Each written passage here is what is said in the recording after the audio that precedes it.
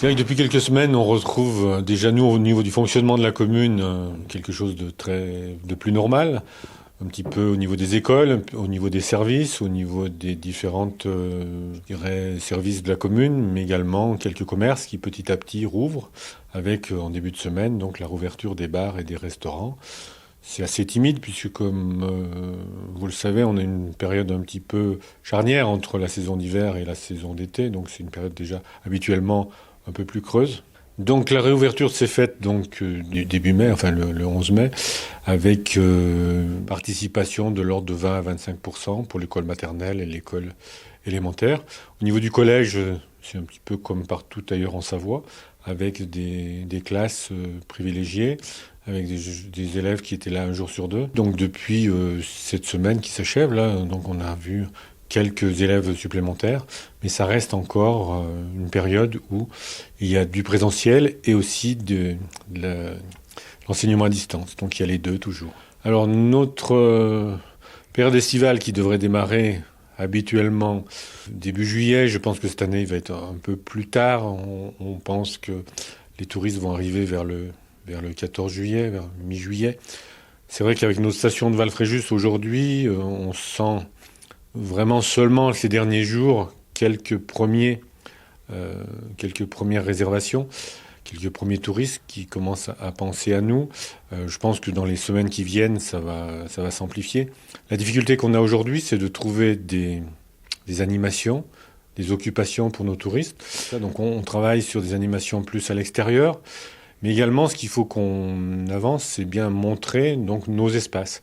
Et nos espaces, notamment pour des personnes qui n'ont pas l'habitude de venir en montagne, voilà, c'est des choses qu'il faudra que ce sera plus de la communication, de l'information, pour qu'on puisse voir nos touristes sur les sentiers, dans nos montagnes, autour de nos lacs, en montagne.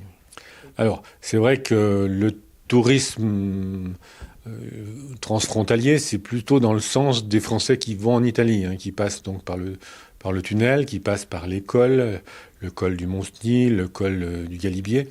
Je pense que ça amène aussi un certain nombre de touristes dans la vallée, sur Modane. Je pense aujourd'hui, il faut encore attendre aussi les premiers jours.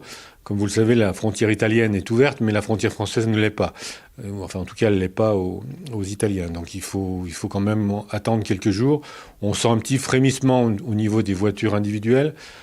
Et puis surtout, l'école qui ouvre aujourd'hui, notamment l'école en direction d'Italie. Donc, je pense qu'on va avoir, dans les prochains jours, avec le beau temps, donc un afflux supplémentaire, notamment de motos et de véhicules.